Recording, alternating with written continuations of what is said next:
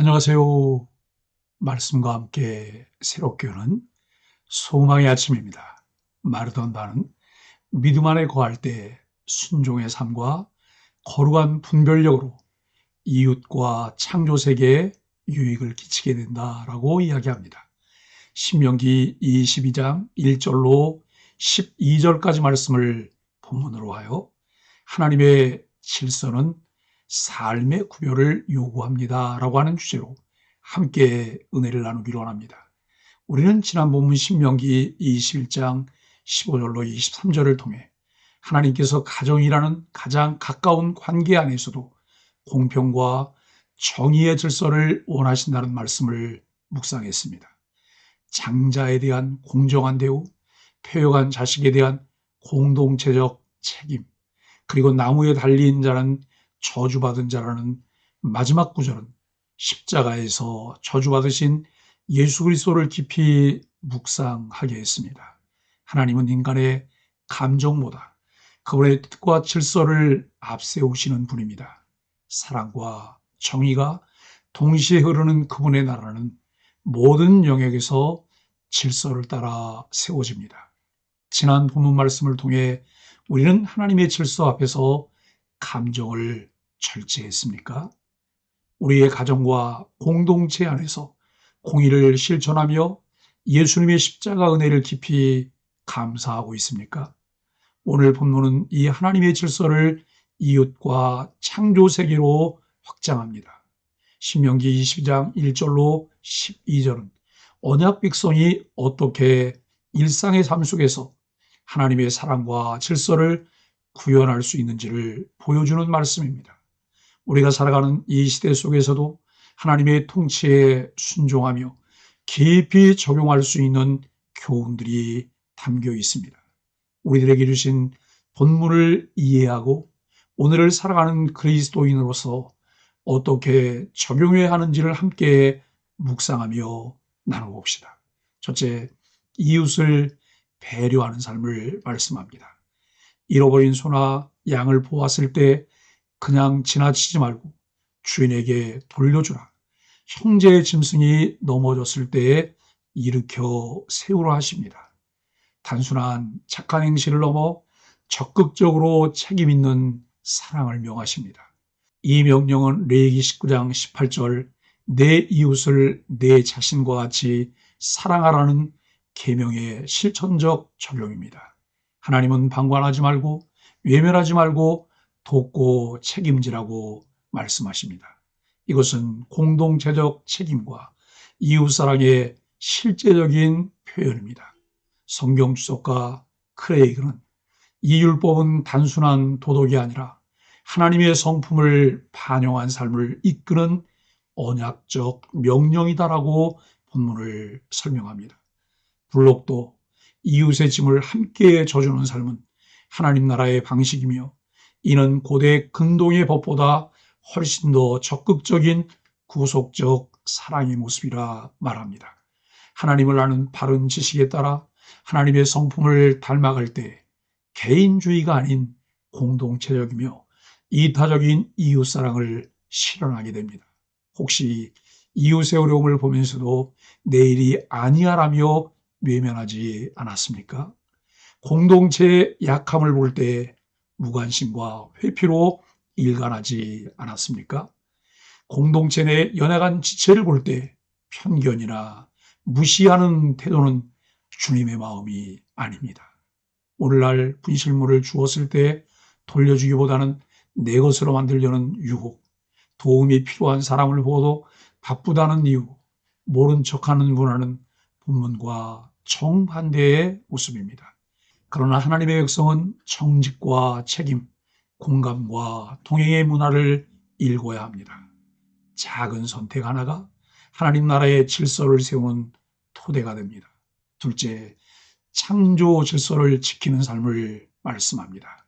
5절부터 성별 구분, 새와 알의 보호, 지붕 난간 설치, 혼합 금지, 두 종자나 두 짐승, 두 실 등 규례가 등장합니다. 이들은 모두 일상 속의 질서와 구별을 강조하는 내용입니다. 이 구절들은 단지 법조문이 아니라 하나님의 백성이 구별된 삶, 거룩한 질서 안의 삶을 살아가야 함을 상징적으로 가르치는 말씀입니다. 특히 5절의 남녀 복장에 대한 규정은 단순한 외양이 아니라 하나님이 정하신 성 정체성과 질서의 존중을 말하는 것입니다. 웨스트민스터 소요리문답 제10문은 하나님께서 사람을 남자와 여자로 창조하셨습니다. 이는 생물학적 사실을 넘어 성도의 정체성과 질서를 뜻합니다. 하이델베르그 요리문답 제6문도 하나님은 사람을 참된 의와 거룩함 가운데 자신의 형상대로 창조하셨습니다라고 말씀합니다. 우리의 일상과 몸, 관계와 행동 모두가 거룩함으로 드러나야 함을 뜻합니다. 이처럼 혼합 금지 규례를 주신 이유는 무엇일까요? 서로 다른 종자를 썩지 말라, 다른 짐승을 함께 멍에 매지 말라는 명령은 거룩한 구별을 상징합니다. 하나님은 각기 종류대로 창조하셨고 그 고유한 정체성을 유지하며 창조 질서를 세워가기를 원하십니다. 하나님은 질서를 통해 타락한 세상 가운데서 하나님의 백성이 누구인지를 드러내기를 원하십니다. 나는 하나님이 세우신 성 정체성과 질서를 존중하고 있습니까? 세상의 가치관에 휩쓸리며 구별된 삶을 포기하고 있지는 않습니까? 오늘날의 성구별, 창조 질서, 진리의 기준은 문화의 이름으로 무너지고 있습니다. 그러나 하나님의 백성은 창조 질서를 존중하며 하나님 앞에서 구별된 정체성을 회복해야 합니다. 하나님의 말씀인 성경의 가르침을 존중하고 신뢰하며 성경적 가치를 따라 살아가도록 해야 합니다. 믿음은 구호가 아니라 삶의 방식이며 성경의 가르침을 따라 구체적인 질서로 드러나야 합니다. 사랑하는 소망의 가족 여러분, 하나님께서 약속하신 가나안 입성을 앞두고 있는 하나님의 백성들에게 정체성을 따라 왜 구별된 삶을 살아야 하는지를 가르치고 있습니다. 이 말씀은 우리가 예배당 안에서만이 아니라 길거리와 시장, 가정과 일터, SNS와 소비 습관까지도 하나님 나라의 백성답게 살아야 함을 일깨워 줍니다. 하나님은 단순한 도덕인이 아니라 하나님의 성품을 삶으로 드러내는 언약 백성이 되기를 원하십니다. 사랑은 책임지는 것이며 질서에 대한 존중은 하나님의 통치를 인정하는 믿음의 행위입니다. 이웃을 위한 행동 없는 사랑은 공허합니다. 거룩함은 예배당에서뿐만 아니라 옷차림과 태도, 소비와 선택에서도 드러납니다. 신앙은 비범한 순간이 아니라 평범한 하루에 드러나는 질서와 배려입니다. 하나님의 은혜로 하나님의 백성으로 산다는 것은 세상과 전혀 다른 가치를 요구하고 있습니다. 그러나 우리가 성경적 가치와 성경적 세계관을 따라 구별된 삶으로 하나님의 질서 안에서 살아가는 소망의 가족들이 되기를 예수 그리스도 이름으로 간절히 축복합니다. 함께 소망의 아침 기도를 드립니다. 하나님, 제 안에 이기심과 방관을 벗어버리고 이웃의 짐을 함께 지는 참된 사랑의 사람이 되게 하소서. 세상이 흩어뜨리는 질서 속에서도 창조주 하나님의 질서를 따르는 구별된 성도로 살게 하소서.